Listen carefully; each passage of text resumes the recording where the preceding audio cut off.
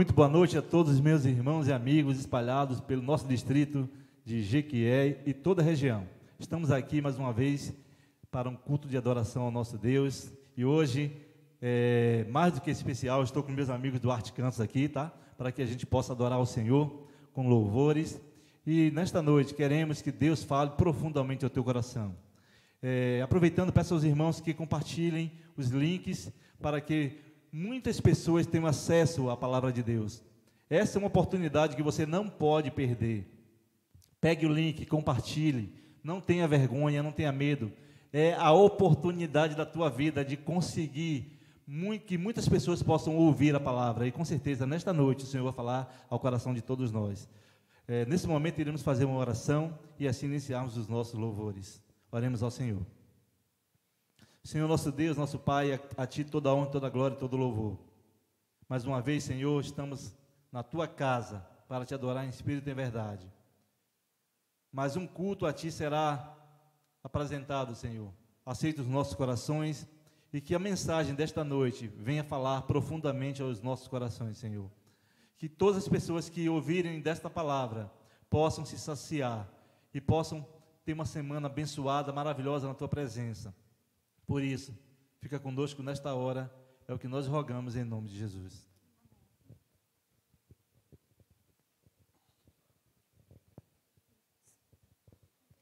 Vamos louvar o Senhor Jesus. É uma música muito linda, né? Que fala que estamos aqui para fazer tudo por Ele. Ele merece toda a honra, toda a glória. Cante conosco, adore ao Senhor.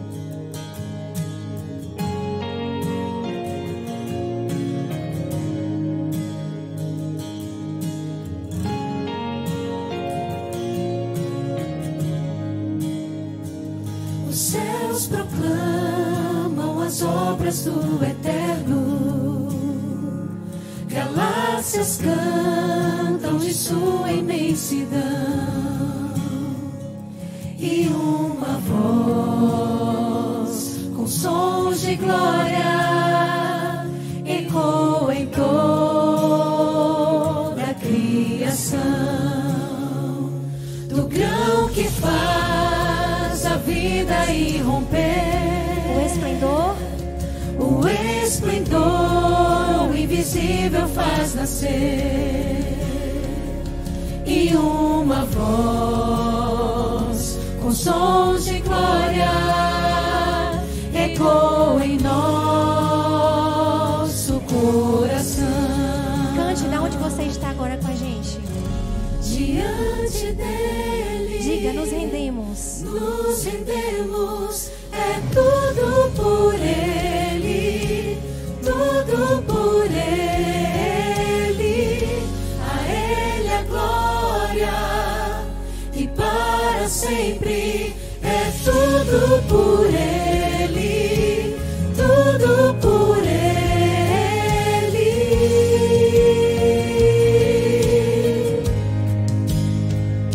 Em oração e na palavra seguiremos, em um só corpo rendido à missão,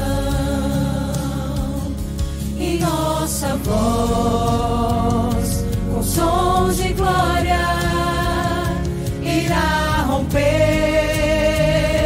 a escuridão. Diante dele nos rendemos, diante dele nos rendemos, é tudo por Ele, tudo por Ele. A Ele a glória, e para sempre é tudo por Ele, tudo por Ele.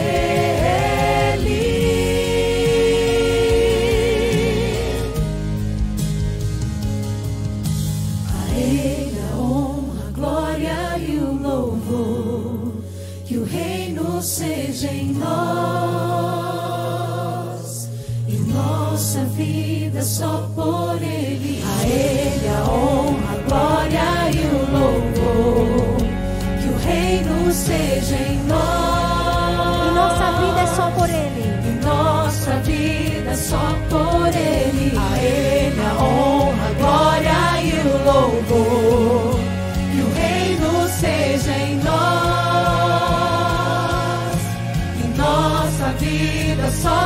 por Ele, diante dEle nos rendemos, é tudo por Ele, tudo por Ele, a Ele a glória, e para sempre é tudo por Ele, tudo por Ele, a Ele a glória, e para sempre é tudo por Ele, tudo por Ele.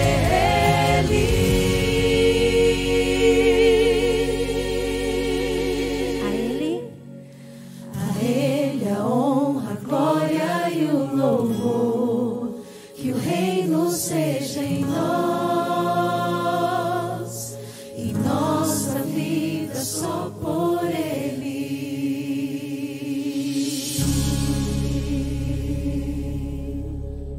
Amém. Amém. Glória a Deus. Que o nome do Senhor Jesus seja louvado e glorificado eternamente. E vamos adorar mais uma vez ao Senhor com a música Meu Pastor. É uma música muito alegre, muito animada. E esse pastor merece toda a honra, toda a alegria, toda a felicidade que o seu coração possa transmitir nesse momento.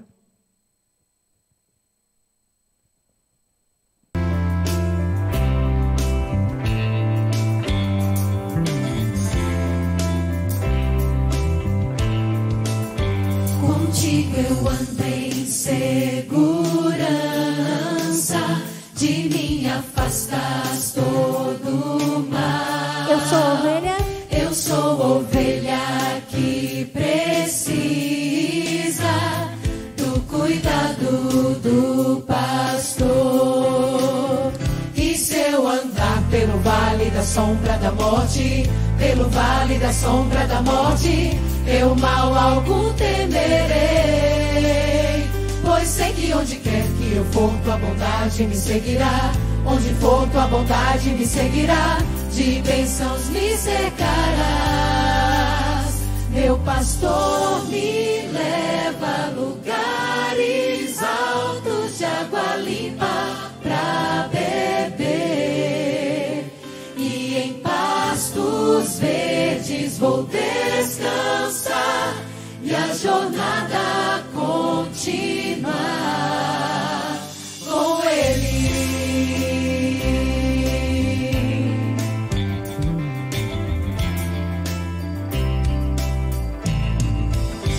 Contigo eu ando em segurança,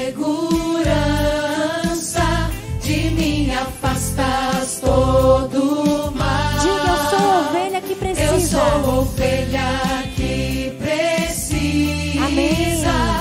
Do cuidado do pastor. E se eu andar pelo vale da sombra da morte, pelo vale da sombra da morte, eu mal algum temerei, pois sei que onde quer que eu for, tua bondade me seguirá.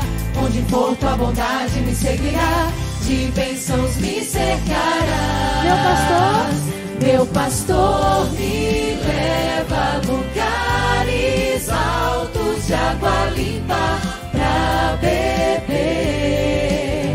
e em pastos verdes vou descansar, e a jornada continuar. E se eu andar pelo vale da sombra da morte, pelo vale da sombra da morte, eu mal algum temerei, pois sei que onde quer que eu for, tua bondade me seguirá. Onde for, tua bondade me seguirá, de bênçãos me cercarás. Meu pastor me leva a lugares altos de água limpa pra beber, e em pastos verdes vou descansar, e a jornada continuar. Meu pastor me leva a lugares altos de água limpa pra beber, e em pastos verdes vou descansar, e a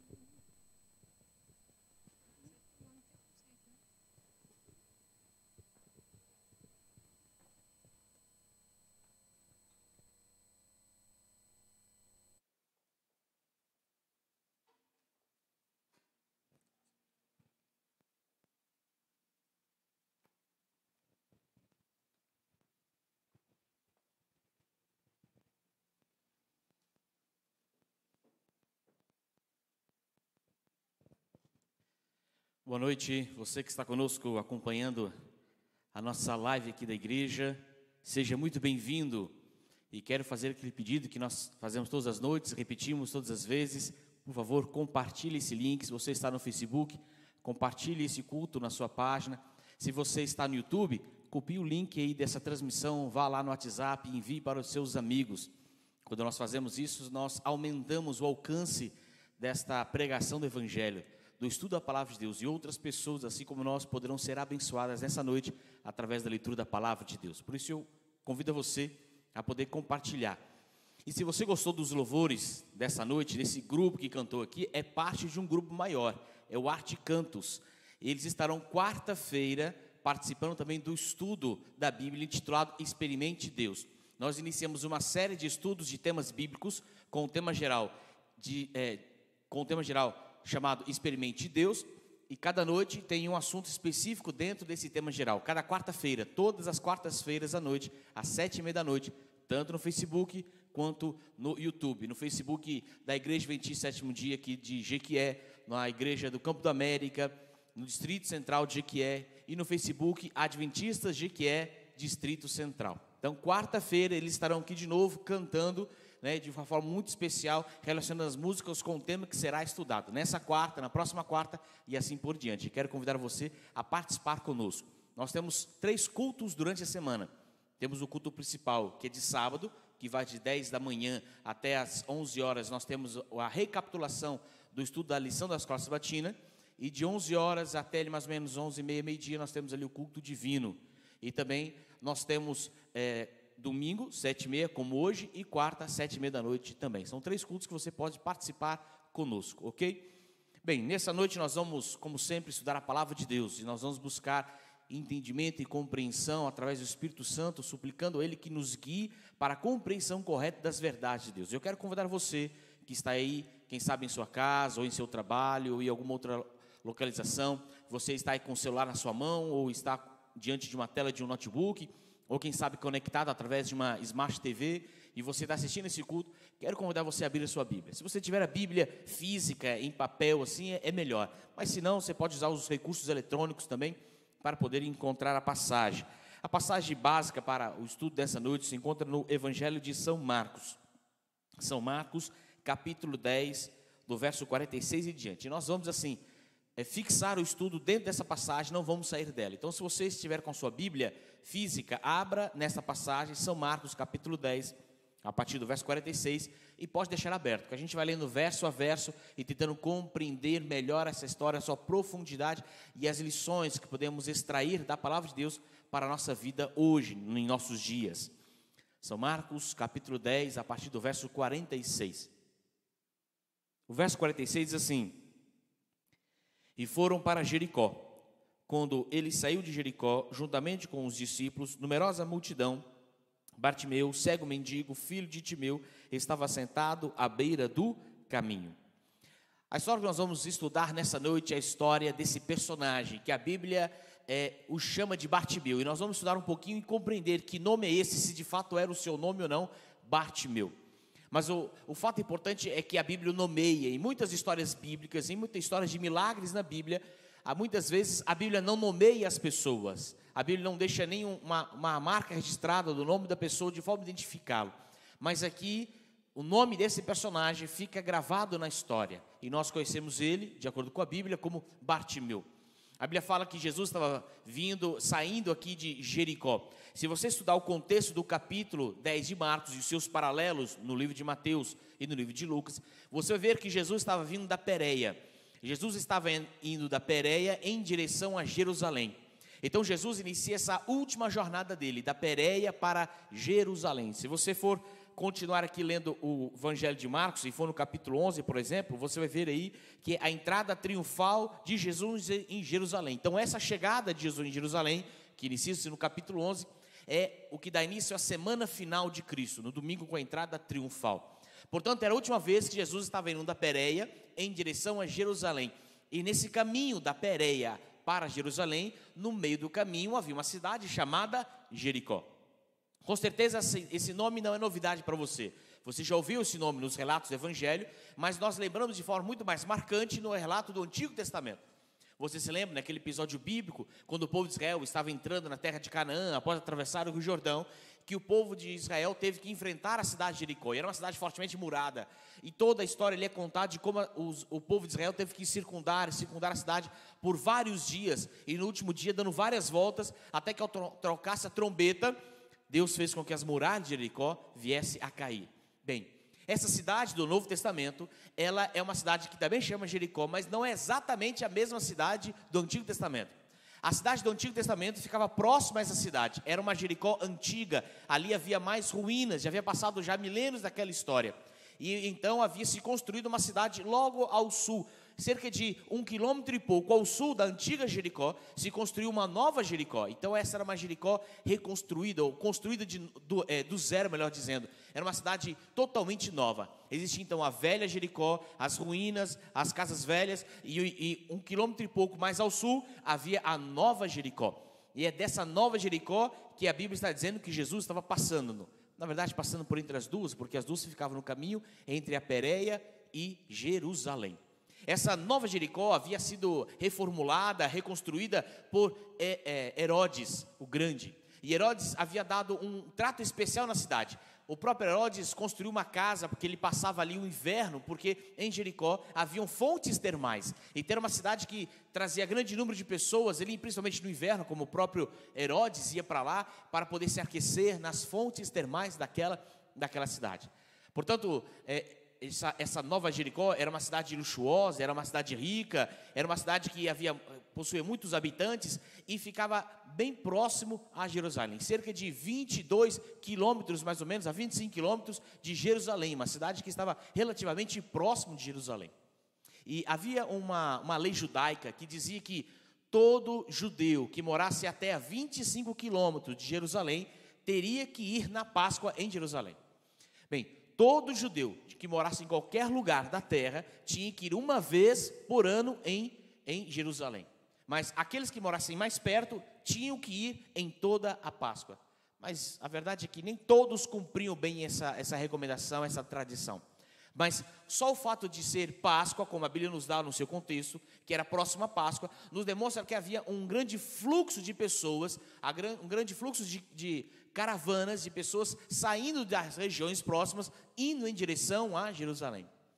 A história nos diz que aquelas pessoas que, muitas vezes por questões financeiras ou de saúde, não podiam ir a Jerusalém na Páscoa, então elas, no dia que começavam as viagens, as pessoas começavam a sair de suas casas, aquelas que não podiam viajar, iam para as ruas da cidade e saudavam as pessoas, parabenizavam as pessoas que estavam indo para Jerusalém.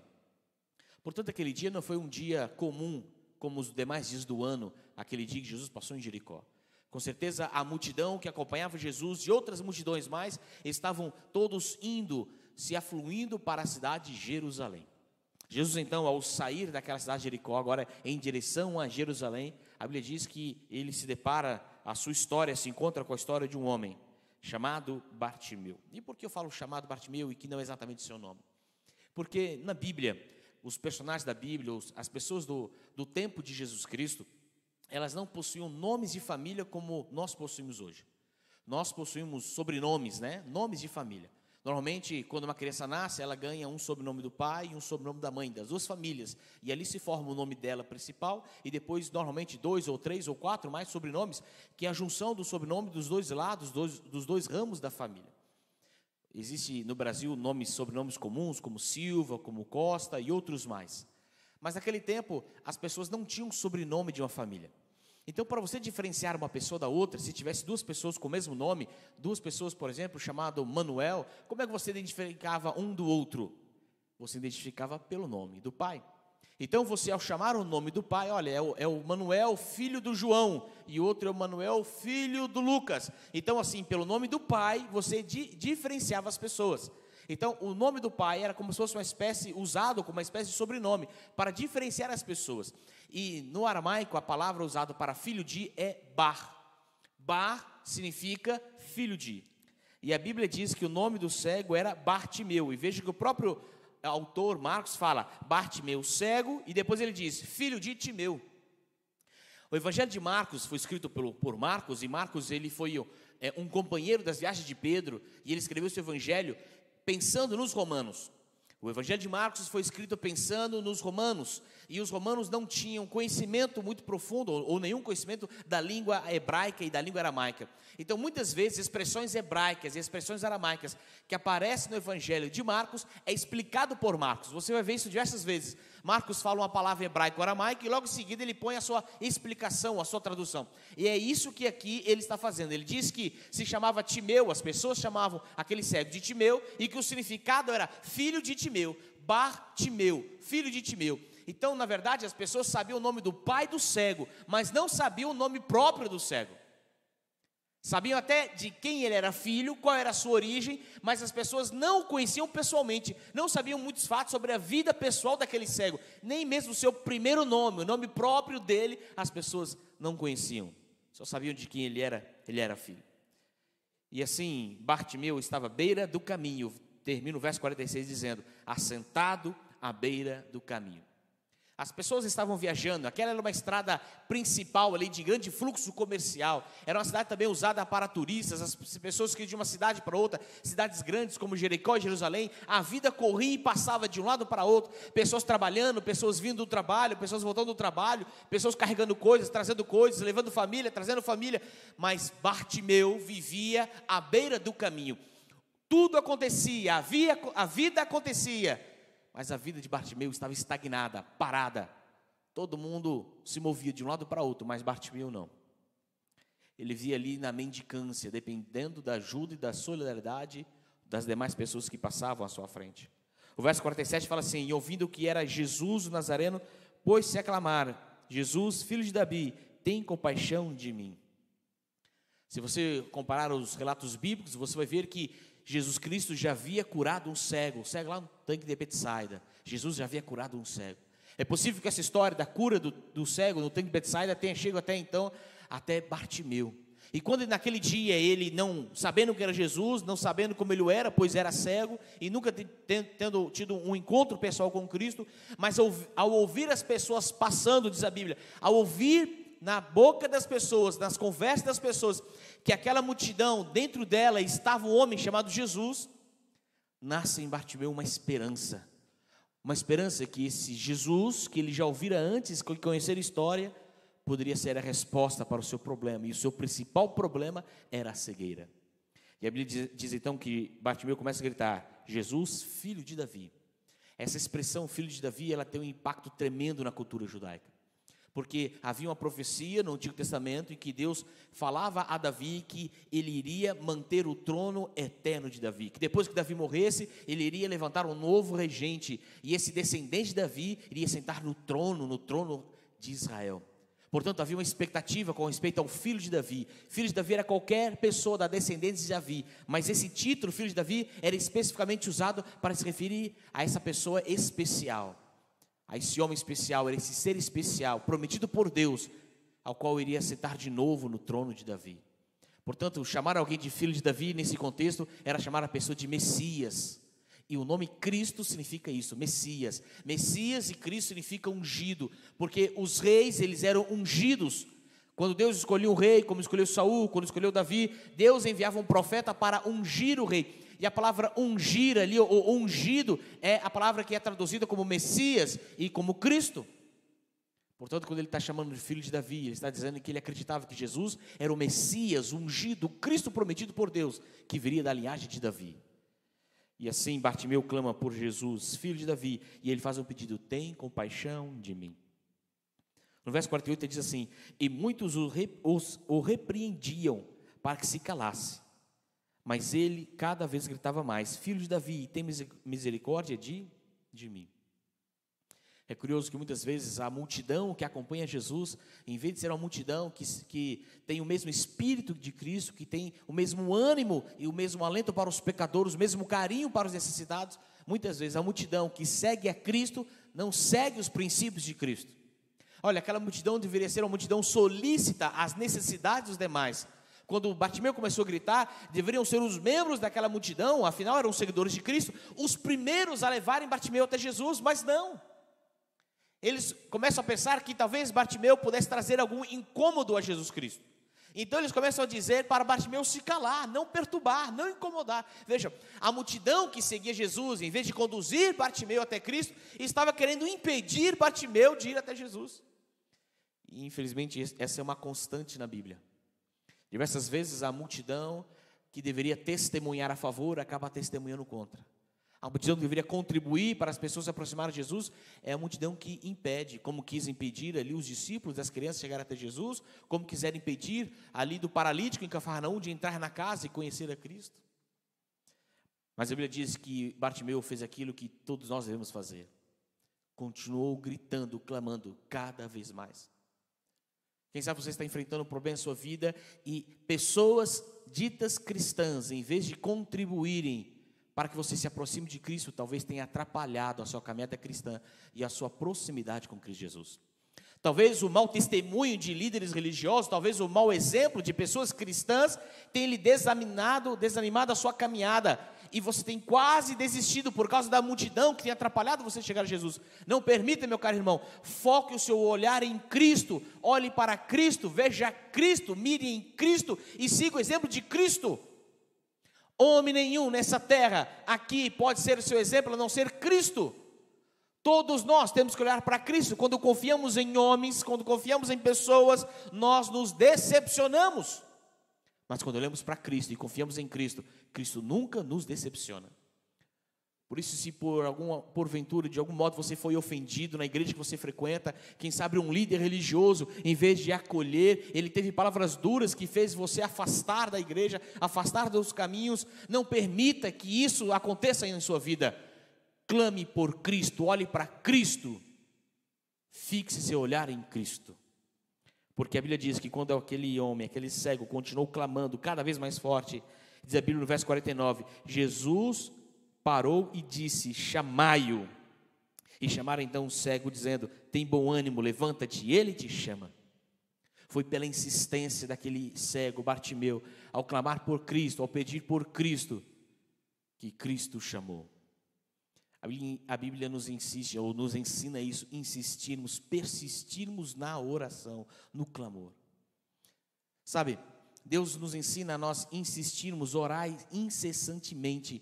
Não é para nós importunarmos a Deus de tal forma com que Ele agora, de forma chateada, para se livrar de nós, venha nos atender. Não é esse o sentido que a Bíblia nos ensina. Mas a Bíblia nos ensina a confiarmos em Deus, a dependermos de Deus.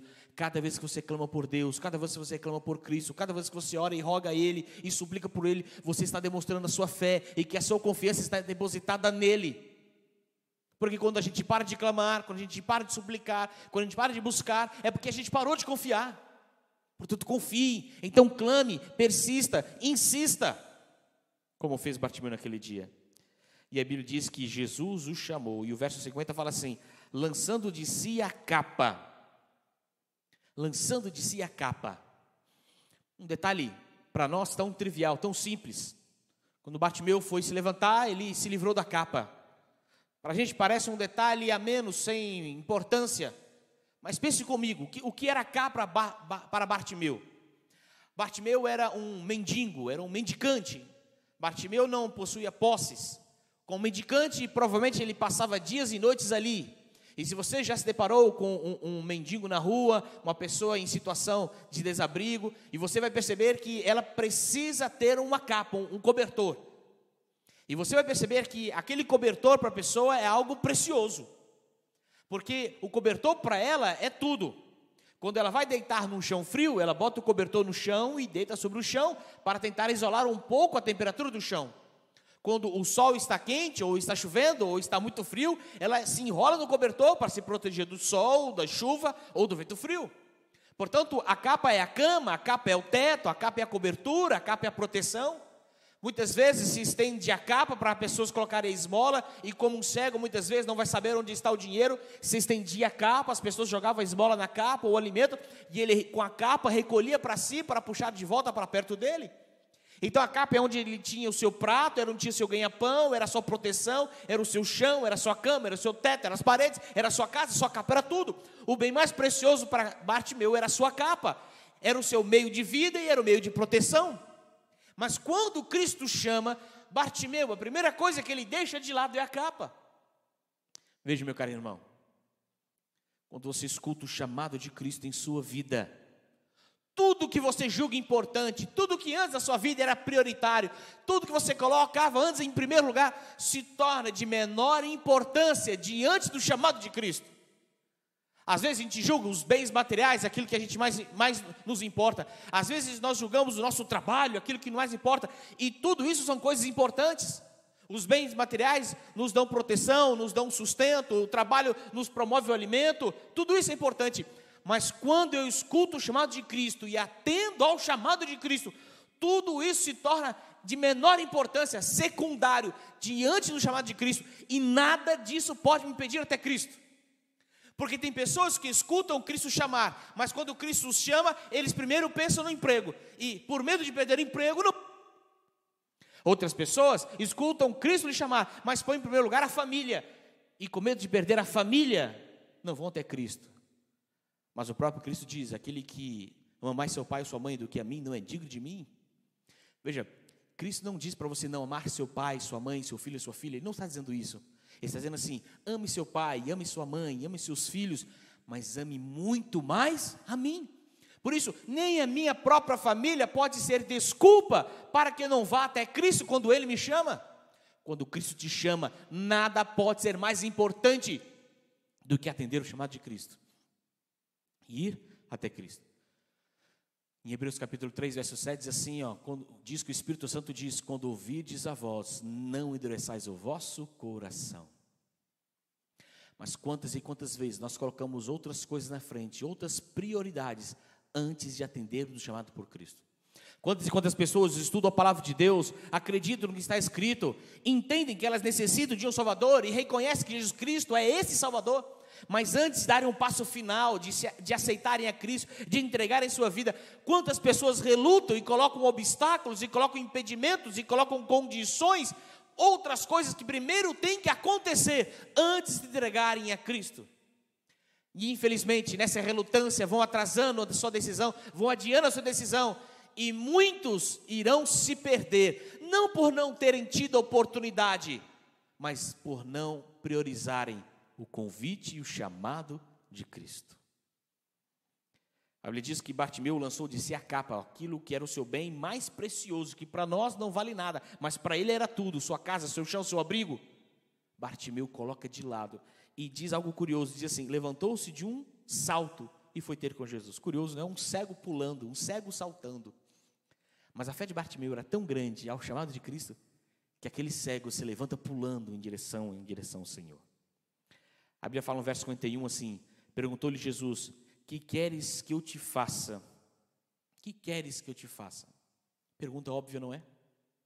Uma pergunta tão óbvia, um cego clamando por Cristo, pedindo compaixão, misericórdia. Que queres que eu te faça?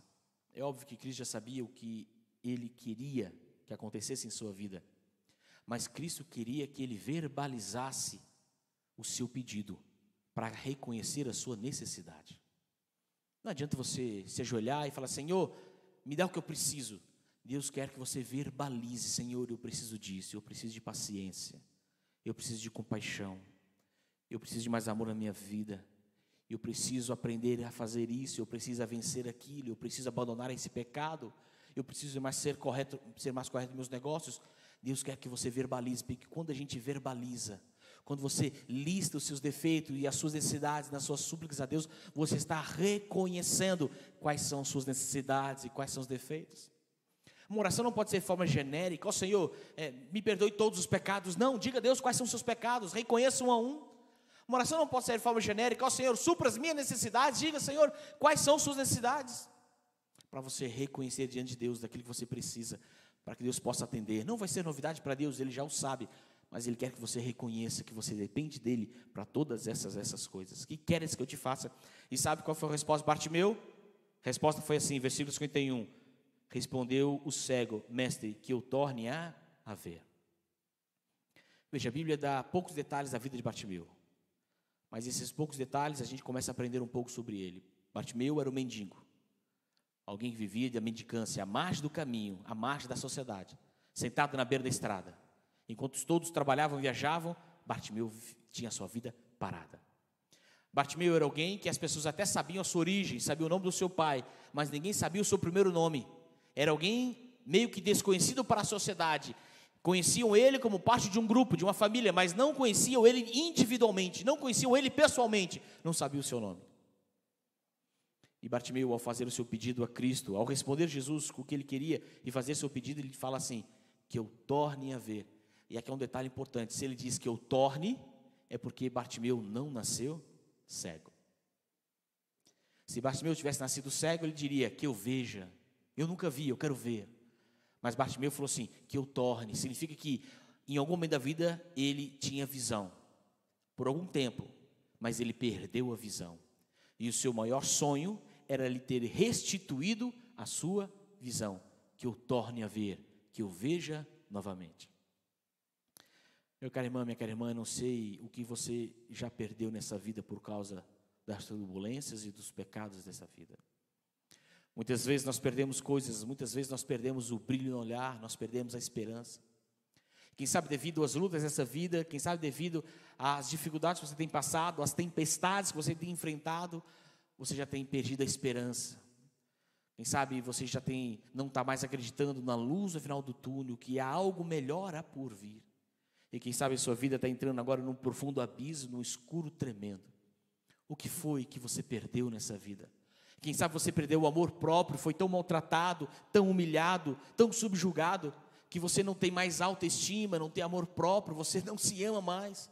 E você precisa aprender que você é alguém especial, você é feitura das mãos do Senhor, obra-prima das suas mãos. É alguém que Deus o ama e fez tudo por você, a ponto de mandar o seu filho para morrer por você. Quem sabe é o amor próprio que Deus precisa restituir em sua vida. Quem sabe é a esperança. Quem sabe você não tem mais esperança, esperança de vencer um pecado, esperança de vencer um vício, esperança de ver seu casamento restituído, esperança de ver um filho que foi embora, retornar para dentro de casa. Quem sabe essa vida lhe roubou esperança. E nessa noite, quando Cristo lhe pergunta: o que queres que eu te faça? Quem sabe o seu pedido é que eu torne a ter esperança, que eu torne a acreditar num futuro melhor, que eu torne a ter amor próprio, que eu torne a amar a minha esposa, que eu torne a vencer todos os meus vícios e não ser mais subjugado, escravizado por nenhum deles. O que foi que esta vida lhe tomou? Nesta noite Cristo lhe pergunta: o que você quer que eu te faça? E você tem essa oportunidade de falar ao Senhor, de abrir o seu coração e de pedir que Ele restitua aquilo que esta vida lhe roubou. Sabe, meu caro irmão, naquele dia a Bíblia diz que, ao fazer esse pedido, no versículo 52, diz assim: então Jesus lhe disse: vai, a tua fé te salvou.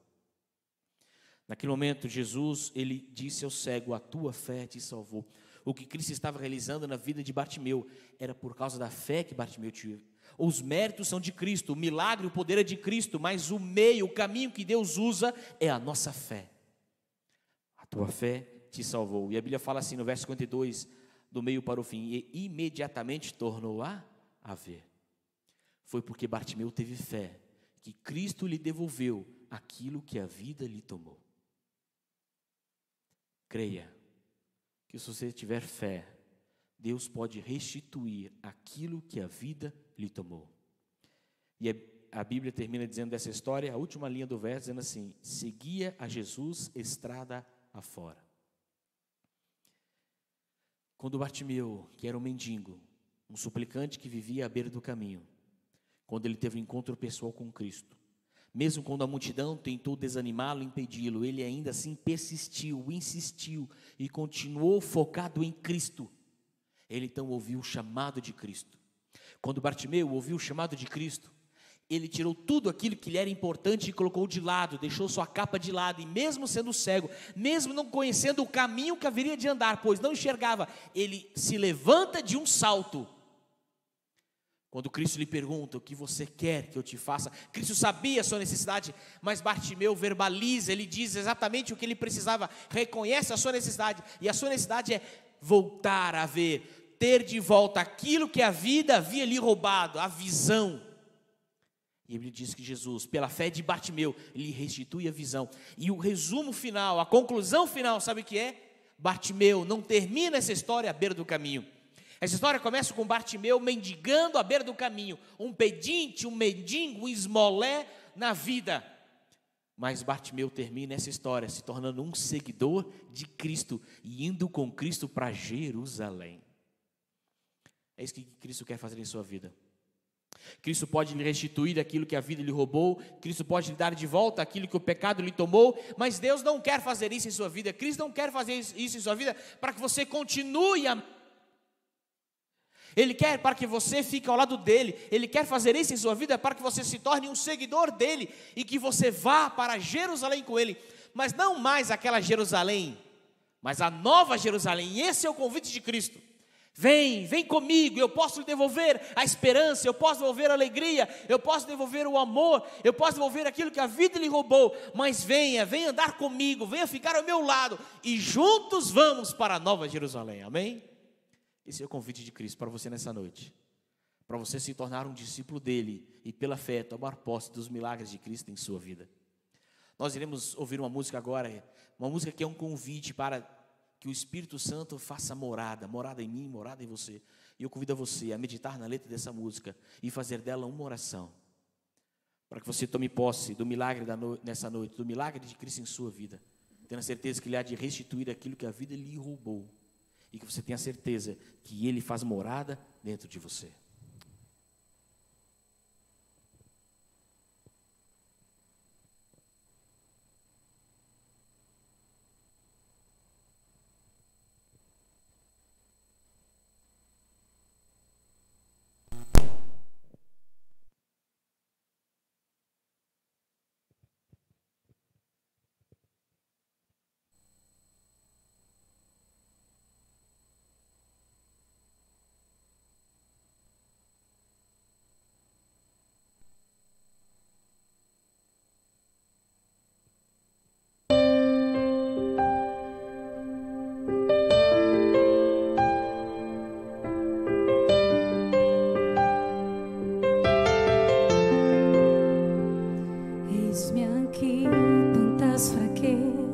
Diante da tua grandeza, o que se vê, o coração sente, o corpo responde, minha alma não mente. Sonda agora este coração, veja, Senhor, se não tenho razão, mas eu não quero ser tão racional. Espírito Santo pode se achegar e fazer morada, e fazer morada. Espírito Santo, mora em mim. O meu coração é o teu lugar, faça morada. Eu te convido a nunca mais me deixar aqui. Faça morada em mim, faça morada em mim, faça morada em mim.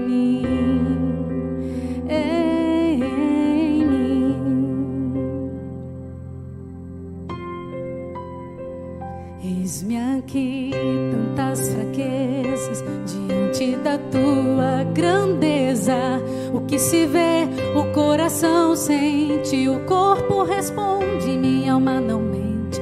Sonda agora este coração, veja, Senhor, se não tenho razão, mas eu não quero ser assim, tão racional. Espírito pode se achegar e fazer morada, e fazer morada. Espírito Santo, mora em mim. O meu coração é o teu lugar, faça morada. Eu te convido a nunca mais me deixar aqui. Faça morada em mim, faça morada em mim, faça morada em mim, faça morada em mim, faça morada em mim, faça morada em mim,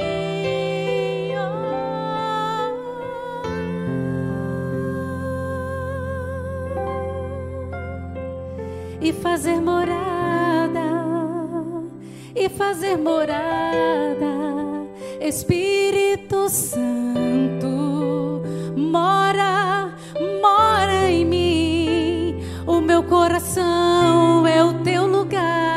faça morada. Eu te convido a nunca mais me deixar aqui.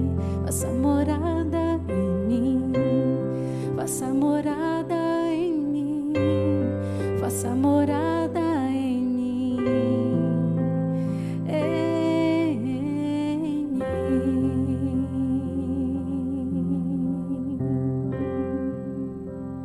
Amém, Jesus. Amém.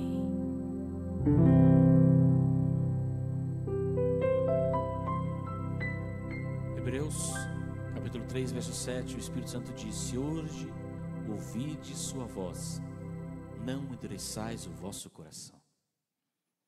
Nessa noite Cristo lhe chama para tomar posição ao lado dele. Nessa noite Cristo lhe chama, lhe convida a caminhar com ele, rumo à nova Jerusalém. Deus não quer ver você à margem do caminho. Deus não quer ver você vivendo à beira da sociedade, vendo as coisas acontecerem enquanto sua vida está parada. Ele quer te colocar no rumo certo, no caminho que leva à nova Canaã. E por isso Ele te pergunta: o que queres que eu te faça? E que você possa pedir ao Senhor: faça morada em mim. Que através do Espírito Santo em minha vida eu possa ter de novo esperança. Eu possa de novo experimentar o amor, a alegria e a certeza de que existe um futuro melhor, porque tudo um dia vai passar. Um dia toda tempestade vai cessar, toda a correria vai terminar, e aqueles que se posicionaram ao lado de Cristo, porque ouviram a sua voz, entrarão na santa cidade. Não permita que nada nesta vida se interponha entre você e Jesus Cristo. Não permita que nenhuma capa, nenhum bem material, nenhuma situação, nenhum pecado, nenhum vício se interponha entre você e Jesus. Coloque tudo de lado. Que tudo se torne secundário, de menor importância, diante do convite que Cristo te faz nessa noite. Vem estar comigo. Eu convido você nesse momento a fechar seus olhos para junto orarmos.